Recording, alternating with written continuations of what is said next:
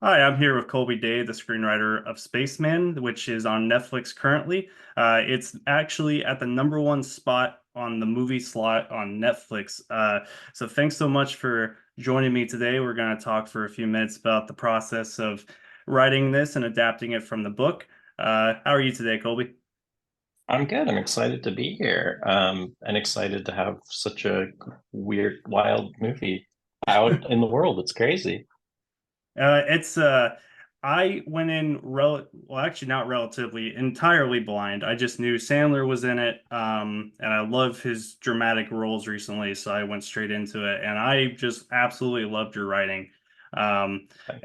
and it was based on Spaceman of Bohemia, and I have not read the book. Like I said, I went completely blind, but I more than anything now after seeing how your words got put on the screen, I want to go and read this book. How close is the material of the book to the movie?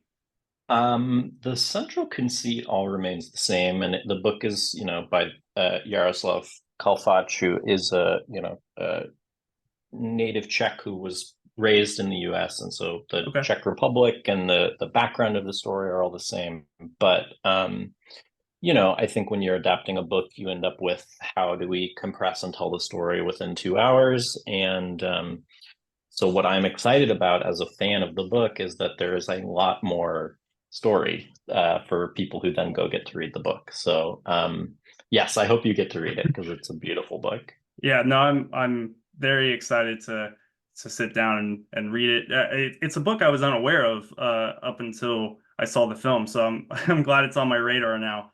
Uh, so when you were you put on this book, or were you a fan and Netflix like was did you already have the script written at the time when Netflix like Yeah, I'll tell you the kind of origin story. okay, I had met Michael Parrots, who's the producer of the film, one of the producers of the film, in like 2016 because I had a script on the blacklist, and he had read it and liked it, and we just met kind of generally with like, what are you going to do next? And I think I told him, whatever projects you have that are like really, really complicated and interesting and strange and hard, yeah, that's maybe what I would like to do. And so we traded emails for a couple of years of like, maybe it's this, maybe it's this. And then a friend of his sent him the book because it came out in 2017 with hmm sort of the caveat of like, this is not for you to consider to make a movie. It's just a really beautiful book, and I think you might like the book. And then he read the book and was like, but what if it was a movie? yeah. uh, and then sent it to me, and I read it, and it just was a really beautiful book that I really connected with. And I think it's pretty rare within Hollywood adaptation that you get sent stuff that's like already exceptional. I think you get sent a lot of things that kind of have like the kernel of an idea, and then your task is like, could that be something else? Yeah. So I just got really excited about like, oh, if I could make a movie that does for me emotionally what this book did, I would consider that like an incredible success. And so we kind of went together and pitched to Tango, who financed the writing of the script, a sort of contained movie that would do the book, Mhm. and they were excited about that. And then it was intended to be a very small movie, and then we added Johan to direct, and then we added Adam to act, and then we added Carrie, and it just sort of became like a bigger and bigger and bigger and more and more ambitious thing. So were And you once were you on Adam, the process for the entire like duration of from like when you wrote to when like all the actors were cast and everything, were you basically around during the whole process? I was around basically up until a couple months prior to the shoot is sort of when I turned in the final draft that I Okay. had worked on. So I But you knew the started it. actors that were assigned when you were Yes. doing your final draft. So when you Yeah. were So. Yeah, go ahead. I'm sorry. Oh no, so yeah, we got really close to a solid draft that Johan read and liked and had thoughts about what he would want to change as he was going to go make the movie. And then we kind of pressed pause and said, well, let's not do all those things until we know who our spaceman is, because we're going to change a lot and then it'll be someone we didn't anticipate, and then we'll have to change a bunch of stuff again. So Johan had sort of a running list of like, I know that I want to explore X, Y, and Z more, but we were waiting to know who would actually be the lead. And once we knew it was Adam, Johan and I kind of met for a week or two to really talk about, okay, now that we know who the movie is, like, Mhm. what do we want to change and how do we want to do that? And then that draft that sort of folded in, okay, now we know it's Adam, is the draft that went out to Carrie and Paul. And it was sort of like the, okay, now this is what the movie is. So let's fill out the rest of our cast with this script. Okay. Well, the the big thing that I was curious about as far as from a writing standpoint is when you have such like terrific actors that get assigned to your script, um, like uh, like Sandler and Mulligan, and you have them and like are you nervous at all like about like tweaking it at the last minute, being like I need to keep tweaking this just because of how like fantastic they are, and you just want to make the best product, and you did. I absolutely love Thank it. you. Um, but did you like have kind of like because personally, if I were writing anything, I would get like nerve-wracked at the last minute and be like, Maybe I can make this sound more like Adam, or maybe I can, Totally, totally. I remember I was in line to go to a screening of a film at Sundance when Michael called me and told me, guess what? Guess who wants to do the movie? Adam Sandler. And prior to that, none of us had ever talked about Adam Sandler. It's a Czech astronaut. Yeah. Um, and I was like being ushered into the theater as I was like, wait, are you telling me the truth or is this a joke or like what's going on? And he's like, no, no, no. He read it. He loves it. He really wants to do it. And so I just sort of sat down in this movie. I was like, okay, Michael, I have to go. And the movie was starting. And then I just sort of did not watch the movie and just thought about like, wait, how does this movie work if it's Adam Sandler? And I think it was very exciting to me, and I know to Johan, because I think Sandler is immediately really someone you who has just like an incredible pathos, and you like immediately empathize with him, Mhm. and even if he's doing something bad or unlikable, I think you can just immediately sort of root for him as a character. And yeah, I think once I knew it was Adam, I felt a lot of pressure to like give him stuff to do, and I think it's also helpful to have someone like that where he's someone I like grew up really admiring, and I've seen probably every movie he's ever been in. And so Yeah. it weirdly felt helpful to just be like, oh, I know what I think Adam Sandler can do, and how do I push and pull like the different things that I would love to get to see him do. But yes, every time I got a call that was like, also now Paul Dano wants to do it, I was terrified because like it's just you don't really anticipate having like so many perfect people, Yeah. and then it just every step was like, oh, also that, wow, okay, Yeah. intimidating. I would bet. I mean, it's honestly like going in entirely blind. It's such like I saw the start of the trailer and I was like, okay, I don't want to spoil. I got as soon as the spider showed up in the trailer, I was like, I'm out. I don't want to know anything else. Yep.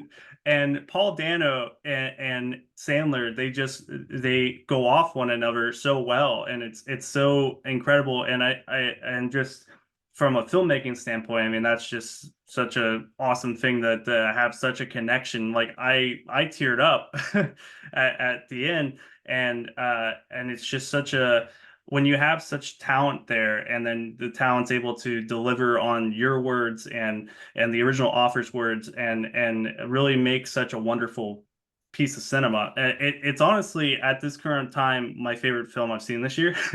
So when Oh, you that's reached out, great. I was so excited to talk to you about it. Um, with so when you were imagining everything you wrote, like when you first read the book, and then when Mm. you started adapting it, and then now you've seen the film, is it like surreal to like see like your words and your everything come to the screen? Did you saw it at the premiere, correct? I had seen, every time when you're making a movie, you see it like 1,000 times, Yeah. but every time it's different. So I don't think I had seen the finished product Okay. until the week of the premiere, because you're still doing sound and color and Oh, okay. music, and so I the first time I saw the finished film was the weekend that it premiered, in a theater. I had seen it on like my crappy little computer. And yeah, it's such a strange and surreal thing to have, um these things that you kind of imagined as you were like driving your car, Yeah. uh be then things that 200 human beings have like really spent hundreds of hours trying to like actualize and make real, and then to have that on a screen and to know that millions of people who love Adam are gonna see it. It's very, very weird, and it's very humbling, and I think it the when it hits me the most usually is, I was on set at the very beginning of Hmm. production for just a little bit, and to like see the ship built, like they built a thing because someone wrote a book, and then I imagined, could that be a movie? Like it, yeah, it's just crazy, and it never gets old. It's such a cool, weird, strange thing. Yeah, and I can't imagine stepping foot on on that ship and just kind of being in that atmosphere. Yeah. When from the book to the script, because I don't know the as far as, but the was one of the things I noticed, and it's like, when exactly is it set? Is that ever clarified? Or is it supposed to be kind of up in the air?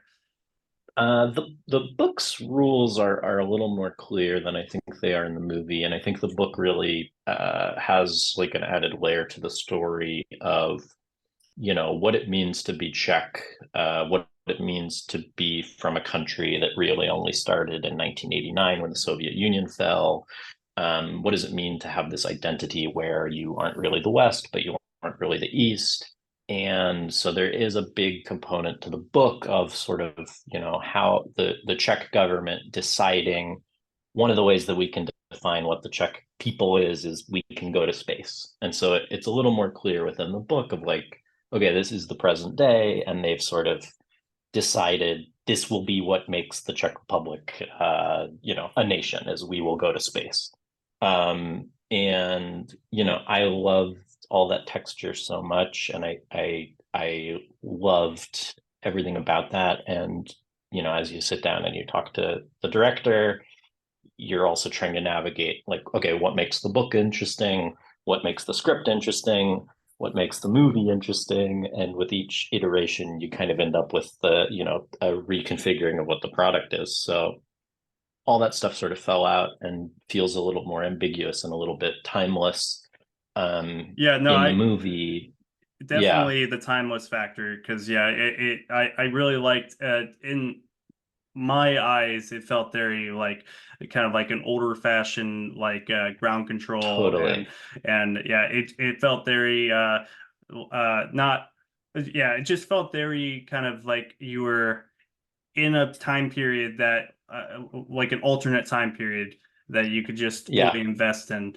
I yeah, I just that's one of the things that really caught me, was just how cool that whole design was with the ground control and then the ship. And uh, when you're Well, writing, I yeah, go remember ahead. I Sorry. remember being driven out to the set, and you get in the car at like 4:30 in the morning, and so it's silent for a long time, and then maybe half an hour into this drive, because the production was way out on Long Island. Yeah. The driver looked back at me and he's like, I've been driving a lot of the like set stuff around too. When is this movie? I thought this was a space movie. I was like, what do you mean? He's like, oh, I'm driving around like airplane parts and like old Soviet computers and like submarine stuff. Like, I thought they were going to space. And I was like, oh no, they go to space. It's just, a very particular aesthetic look we're going for. Yeah, it's I think always when you have a film that can kind of be set at any time, I think that always stands the test of time. Um, Totally. yeah, I mean, just one of it in no way goes anywhere like it doesn't connect to your film at all. But as far as putting in things that are like basically they stand the test of time. You got It Follows, and they just invented technology that made you kind of go, is it in the 80s or is it in like the future? Like what is it set? Totally.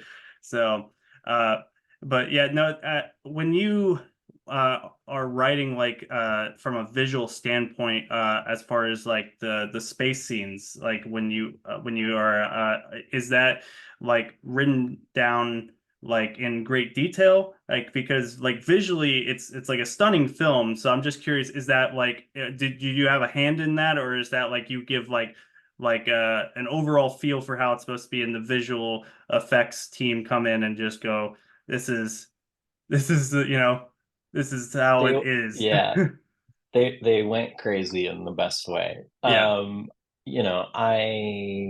I had designed a version of the ship on the script because it felt important to know the geography. Like it was sort of a story concern of like which room is connected to which room and why and how do you move through the ship. Yeah. So that was in there. But the design itself and the look of it, was very much Johan and the production team, and then the VFX of the actual space. There's a lot of me being like, and then he floats over here, and then he floats I over get you. there. How are they going to do that? Good luck, guys. Yeah, I And was then just they had to curious. figure out how to do that. Yeah, well, yeah, just every aspect of the film, like it's just there's so much like technically that's fantastic about it, and then and from a writing standpoint, it's just like when it came to like the flashbacks, for instance, when it comes to like kind of going from the future to the flashbacks and all that, did you have to have kind of like a different mindset, or like as far as keeping track of like this is where we are now, and then this like because a lot of it takes place in Adam Sandler, well, not a lot, half and half, Sandler's kind of psyche, and then some of it is real. And did you kind of have to have kind of like a furrow outline to kind of keep yourself straight when you were writing it? So, No, the answer is yes. The book itself is sort of a memory play of a story, right? There's the present, and then there's all these things in the past that are being informed, that are informing what's happening with okay. Jakub, and that always felt really important to use as the structure for the movie. But the thing with a movie that explores memory is, there's not really any rhyme or reason as to why you need to go to any specific memory. It's Hmm. very based on like what emotionally needs to happen right now. And so yeah, I remember needing to have like an enormous I basically covered my living room floor in like the note cards of like, okay, we need to go see him and Lenka at the apartment. Like, when does that need to happen? And I think that all that stuff is based on like the emotion of the previous scene and what is going to tell the story and what is Hanush going to want to look at, because the conceit is that Hanush is, the one who's kind of steering the ship a little bit when it comes to Yeah. the memories. So it was always sort of one of the most fun and also challenging parts of writing the movie was, what history do we need to know? What history don't we need to know? And when do we need to know it? And that with every draft, like the order of when do we learn about their relationship, and when do we learn about his father, and that changed so many times. Yeah. Yeah, I'm just curious if he ever got that toilet fixed. So who The knows? toilet. So part of the design, the reason the design is very specific and cool is we did have an astronaut consultant who talked with us, and one of the things that he told us as we were going to go rewrite the script for Adam was that they break all the time. The toilets break all the Okay. time. They're complicated pieces of machinery. And so that was something that pretty late I realized would be like a very interesting, fun, weird tech thing that also is grounded in reality. Yeah. Um, yeah. So hopefully he fixes the toilet eventually. Yeah. One of the things, and then I'll let you go because I've been talking longer than I intended. But the one of the things that really grabbed me with the film was how kind of reserved and kind of like meditative everybody talks, like whether it be Hmm. ground control or Jakob on the ship or Paul Dano's character. It's like they're all uh, very quiet in their delivery, and they don't ever raise their voice except at very dire moments and aggravated moments. And I was just Mm. curious, is that how it is in the book, or was that just something that was that something you wrote that was delivered so well in the final product? Because like Mm. that's one of my favorite things. It's just how like uh you could just see how tired everybody is with just and yeah. Yeah. Yeah, I think that the book has just there's so much time and space and story, and you get to see all these different moments that just aren't available in 2 hours. So Yeah. there, that's not really a book decision. And I think when I'm drafting a script, I don't know that I know how I think the scenes are going to work. Like I think a lot of the fun is like, well, my actors will figure it out. um, so I think a lot of that it really comes down to Johan having Okay. a really steady hand as far as like what he wanted the tempo and the pace and the Yeah. feel of scenes to be. And I think he was really interested, even when we first met, in talking about that how impactful that feeling of like isolation and loneliness would be on someone like Jakub, and then that sort of informing the color and temperature of the rest of the movie. um yeah, so I think it's more a like once you get into how do you actually stage this and make it work, it Yeah. sort of becomes the creative decision of like, oh, okay, well, these people are exhausted. This is a terrible mission. Yeah. Yeah. It's and once you find out that it's basically an impossible mission too, um, Yes. yeah, that's just it's all the more soul crushing. So, it's just, Hmm.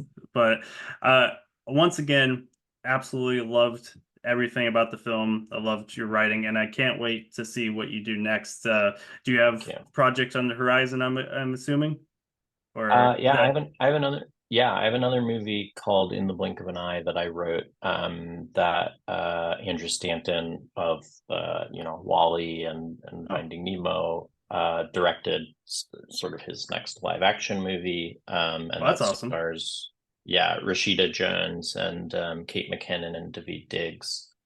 And that was for Searchlight Pictures. So that'll come out at some point in the future. I don't, I Yeah. have no idea No, when, I'll but definitely keep an eye be out for looking that one. out for it. Yeah, because I mean, all everything you just said sounds awesome. So I love everybody involved. So Yeah, it's a very cool, good team. It was exciting. So that shot last year, and okay. is in the works right now. Well, thanks so much, Colby, for talking. And anybody watching, listening can definitely check out Spaceman. It's on Netflix currently.